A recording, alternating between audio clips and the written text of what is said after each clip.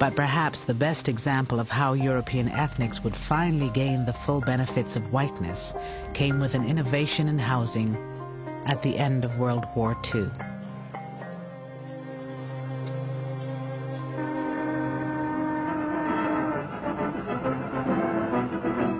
It was a time when hundreds of thousands of GIs came home ready to start families, but had no place to live.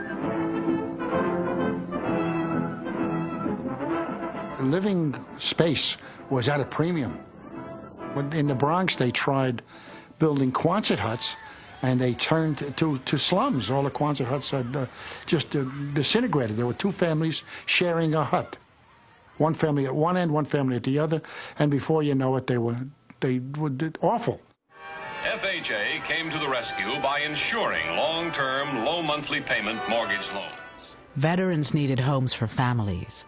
They turned to a revolutionary New Deal housing program. It would racialize housing, wealth, and opportunity for decades in ways few could have imagined. In the 1930s, the federal government created the Federal Housing Administration, whose job it was to provide loans, or the backing for loans, to average Americans so they could purchase a home. Due to the stimulation of the National Housing Act, from every section of the country come reports of vastly... In order to purchase a house in America prior to 1930s, you had to pay 50% of the sales price up front. The new terms of purchasing a home was that you put 10% or 20% down, and the bank financed 80% of it, not over 5 years, but over 30 years at relatively low rates. This opened up the opportunities for Americans to own homes like ever before. The average person could own that home. If these terms sound familiar, they should, because this is essentially the same financing scheme that allows most Americans to own their homes today. Federal programs and banks sank millions into the home construction industry.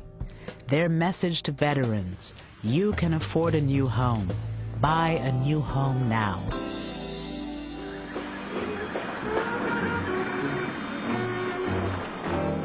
On the outskirts of Baltimore, Memphis, Chicago, Los Angeles, Denver, and other cities, brand new communities sprang up.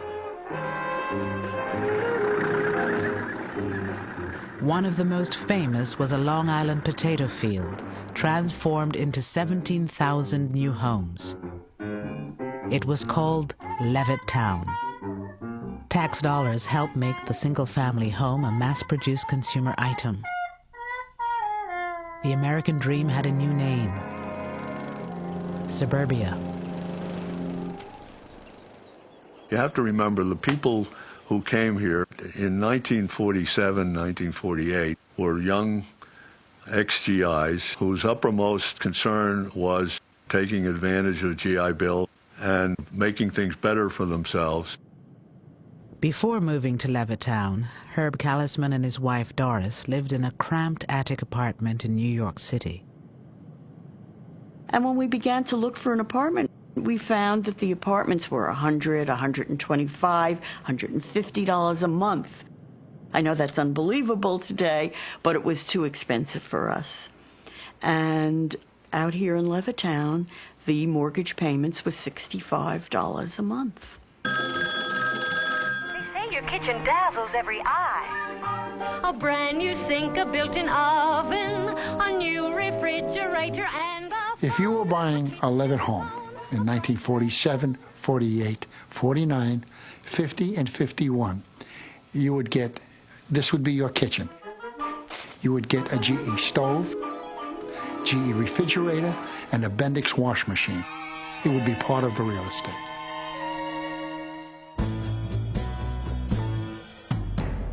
We came to Levittown and we found the model house, and we walked in and we looked around, and of course, in the eyes of a young man who was raised in the ghetto, so to speak, It was an interesting experience, interesting lifestyle, seeing all the new modern conveniences. Very fascinating. Eugene Burnett came home with almost 1 million other black GIs. They had fought for the country in segregated ranks. They returned hoping for equality and the American dream. For many, that dream was a new home for little money down and some of the easiest credit terms in history. I went up to the salesman. We're interested in your home. We're interested in buying one. And what is the procedure? Is there an application to be filled out? So forth. So he looked at me, looked around, and he said to me, he says, listen, it's not me, but the owners of this development have not as yet decided to sell these homes to Negroes. It was as though it wasn't real. You can't imagine. But for someone to come out and actually tell you that they can't sell to you. You know, I was really on an up. Man, look at this house. Can you imagine having this? And then for them to tell me because of the color of my skin, I can't be a part of it. The FHA underwriters warned that the presence of even 1 or 2 non-white families could undermine real estate values in the new suburbs. These government guidelines were widely adopted by private industry. Race had long played a role in local real estate practices. Starting in the 1930s, government officials institutionalized the National Appraisal System, where race was as much a factor in real estate assessment as the condition of the property. Using this scheme, federal investigators evaluated 239 cities across the country for financial risk. So that those communities that were all white, suburban, and far away from minority areas, they received the highest rating, and that was the color green. Those communities that were all minority or in the process of changing, they got the lowest rating, and the color red. They were redlined. As a consequence, most of the mortgages went to suburbanizing America, and it suburbanized it racially. The racial logic adopts the principle that an integrated neighborhood is a bad risk, is a financial risk, that an integrated neighborhood is likely to be an unstable neighborhood, unstable socially, but therefore also unstable economically. When the white residents of 8 Mile Road in Detroit were told they were too close to a black neighborhood to qualify for a positive FHA rating, they built this 6-foot wall between themselves and their black neighbors. Once the wall went up, mortgages on the white properties were approved. Between 1934 and 1962, the federal government underwrote $120 billion in new housing. Less than 2% went to non-whites. I can understand an individual, depending on his environment or his family or whatever, being racist, but for your country to sanction it, give him tools to do that, there's something definitely wrong there.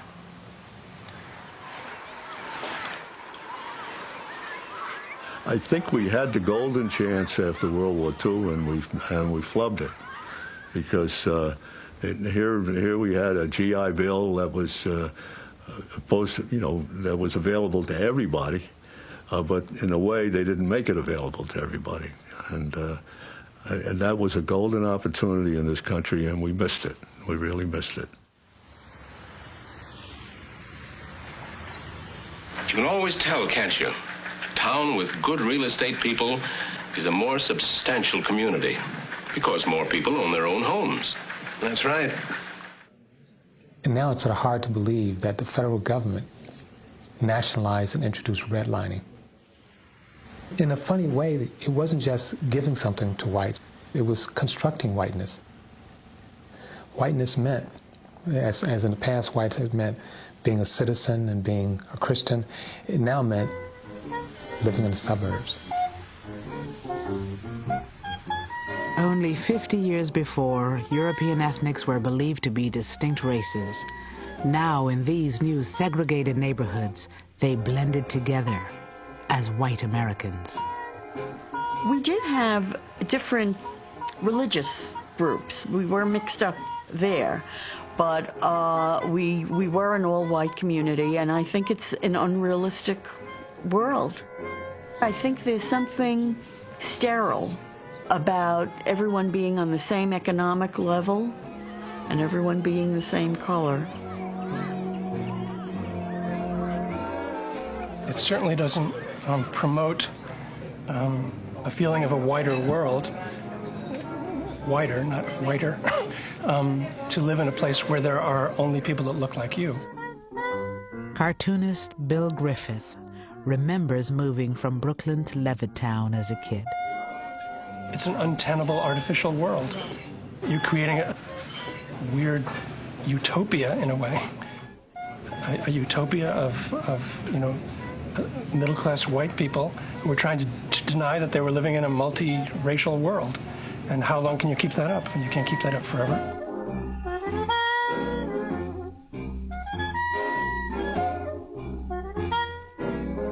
Whether there were going to be black people in Levittown was just, it would be almost the equivalent of saying, are there going to be Martians in Levittown?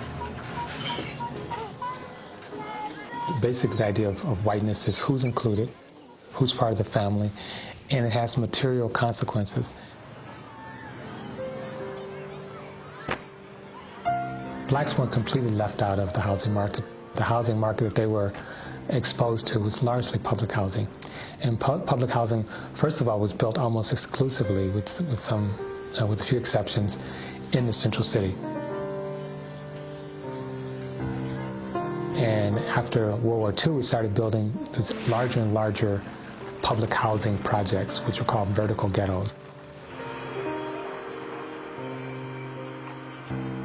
All of a sudden, you're concentrating large numbers of poor people of color in one place.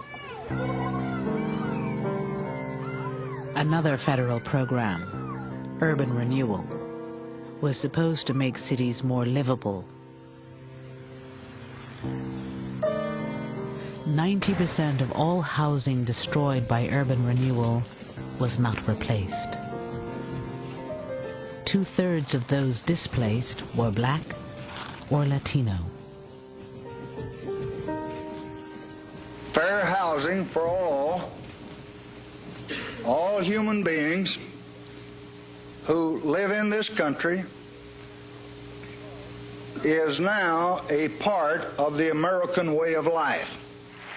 In 1968, President Johnson signed the Fair Housing Act. For the first time, racial language was removed from federal housing policy. Non-white families began moving into traditionally white communities in numbers.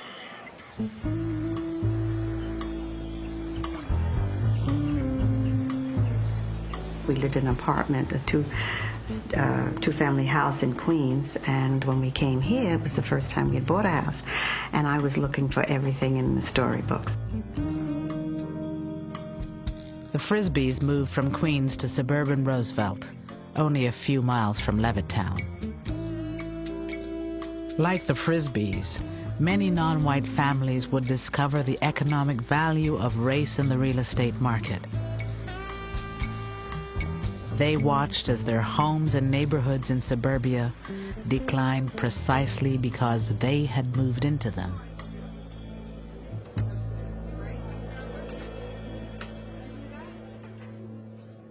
When I moved into a neighborhood, I thought it would stay intact the way it was. On the street that I moved on when I moved there, it was predominantly white. Within 2 years, it was predominantly black. It was called blockbusting. Real estate agents preyed on the racial fears of white homeowners to get them to sell their homes quickly for less than market value. The homes were resold to non-whites at inflated prices. Well, they would say, you know, we're having black people move in. Now, I will give you cash if you want to sell me your house. Do you want to stay with black people next door to you? And that's the way it went on. And as Bunny said, a lot of the people just said, yes, I'll take the money and run. And that's the start of the white people leaving. As more black and Latino families moved to Roosevelt, real estate became more and more depressed, just as the FHA had predicted. But why? I have an idea my house is probably worth around 120 in this town. But what it would be worth in Wantor or Garden City or some other place, probably around 200,000 or better. Now you're talking about 80,000. You said to me one time about why do people dislike the blacks? Well, money-wise, there's a reason. Not that you dislike the blacks so much, but you dislike what happens when a community turns from white to black. It wasn't African Americans moving in that caused housing values to go down in Roosevelt and other neighborhoods. It was whites leaving. When a neighborhood, a previously white neighborhood, starts to integrate, even if individual whites don't have personal or psychological animosity or racial hatred, they still have an economic incentive to leave because they recognize that others might make the same calculation and leave first. So you get a vicious circle where whites calculate that other whites are going to sell when a neighborhood integrates, therefore they want to sell first to avoid losses, and they actually make it happen. They make white flight happen. And if you think about African Americans, if African Americans are 20% of that market, it means that 80% of the people are not looking in those places for homes. So the prices of those homes declines or stays stable. And banks contribute to this by continually making loans in regions that are on the rise, white communities, and making it difficult to get loans in black communities. So there's a difference. There's a lack of symmetry that's important to keep in mind. So it's not the same when whites are all by themselves, because when they're all by themselves, they're taking all the resources with them. They're taking all the amenities with them. But when blacks are by themselves, they can't get loans. They don't have a decent tax base. There are no jobs, and then that becomes associated with black space. In the end, what happened to Roosevelt happens in many neighborhoods when white families and businesses flee. The tax base eroded. Schools and services declined. The town was seen by county officials as a legitimate dumping ground for welfare families. At one point, we had explicit laws that says whites are on top and blacks are on the bottom. Today, we have many of the same practices without the explicit language. And those practices are largely inscribed in geography. And so geography does the work of Jim Crow laws. So many people are confused as why after 50 years of civil rights are our schools still segregated? Why are our housing markets still segregated? Why are our jobs still segregated? And again, a lot of this is a function of how we've reinscribed the racial geographic space in the United States. That structure is still what we're living with today.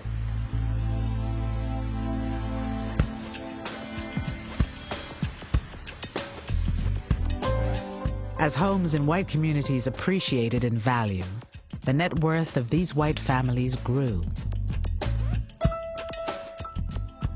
For most non-white families who stayed in urban neighborhoods, the housing market open to them in the 50s and 60s was largely a rental market. You don't gain equity by paying rent. Where one's family lives in America is not just a matter of taste and preference. You have the issue of housing and wealth. The majority of Americans hold most of their wealth in the form of home equity. So that's their nest egg. That's how they can finance the education of their offspring. That's how they can sort of save up for retirement. It's their savings bank, right? They're living in their savings bank. My family, like a lot of families, was in Detroit struggling to buy a house. You had a dual housing market, one white, one black. A housing market with one with a lot of demand, another housing market with very little demand. My father lives in the house that I grew up in. That house today, 5-bedroom house, is worth about $20,000. That same house bought in the suburbs would be worth today about $320,000. So whites moving to the suburb were being subsidized in the accumulation of wealth, while blacks were being divested. And these were public policy decisions in which, on one hand, people were given access to property, given title, and subsequently wealth, and on another hand, where people were not given access to property, did not generate wealth, and did not generate the kind of opportunity for the next generation. So if you can get a government loan and with your GI Bill, your newly earned college degree, and buy a house in an all-white area that then appreciates in value, that then you can pass on to your children, then you're passing on wealth that has all been made more available to you as a consequence of racist policies and practices. To the child of that parent, it looks like my father worked hard, bought a house, passed his wealth on to me, made it possible for me to go to school, mortgage that house so I could have, you know, relatively debt-free college experience and finance my college education. How come your father didn't do that? You know, well, there's some good reasons why maybe your father had a harder time doing it if you're African American or Latino or Native American. And the thing that's really slick about whiteness, if you will, is that most of the benefits can be obtained without ever doing anything personally. For whites, they're getting the spoils of a racist system, even if they're not personally racist. To glimpse one of the far-reaching consequences of racial inequality, you need only consider one statistic: comparative net worth or wealth. If you add up everything you own and subtract all your debts, what's left is your net worth. Today, the average black family has only 1/8 the net worth or assets of the average white family. That difference has seemingly grown since the 1960s, since the civil rights triumphs, and is not explained by other factors like education, earnings rates, savings rates. It is really the legacy of racial inequality from generations past. No other measure captures the legacy, the sort of cumulative disadvantage of race, or cumulative advantage of race for whites than net worth or wealth. Even with the same income, white families have on average twice the wealth of black families. Much of that difference lies in the value of their homes. But what happens when we compare families along the color line who have similar wealth?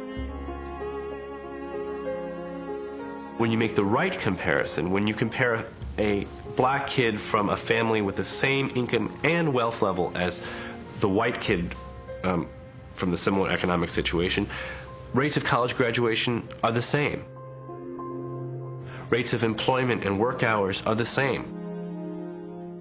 Rates of welfare usage are the same. So when we're talking about race in terms of a cultural accounting of these differences or a genetic accounting of these differences, we're really missing the picture because we're making the wrong comparison.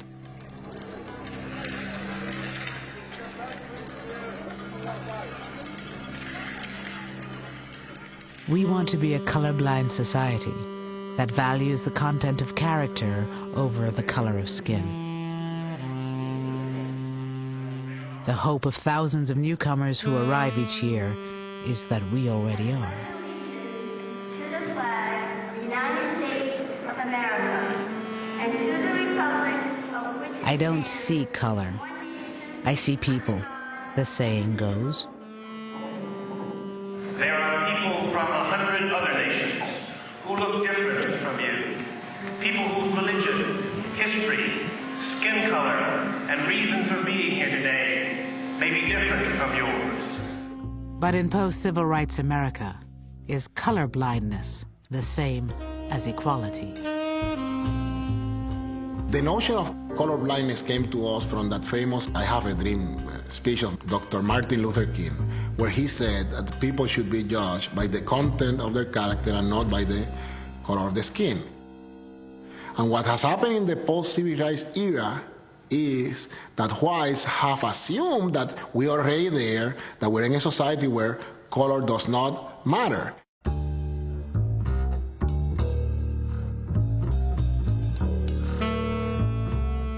On the one hand, the civil rights era officially ended inequality of opportunity, officially ended de jure legal inequality. At the same time, those civil rights triumphs did nothing to address the underlying economic and social inequalities that had already been in place.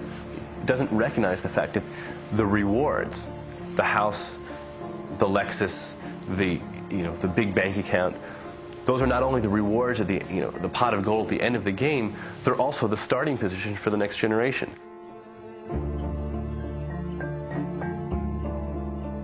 The wealth gap grows.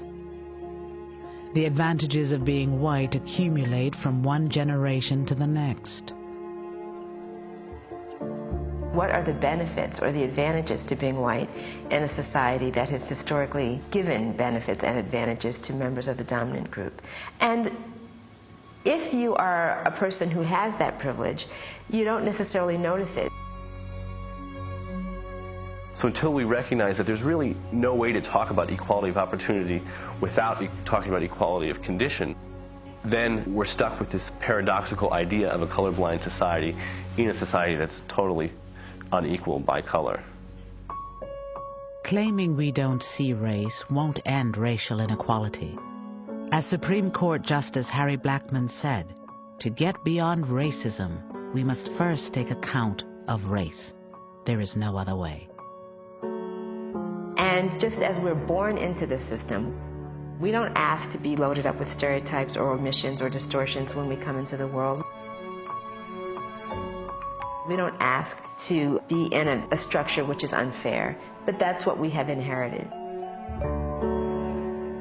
Whether you identify as a person of color, whether you identify as a white person, it doesn't matter. I think we have to be uncomfortable with the present racial arrangement.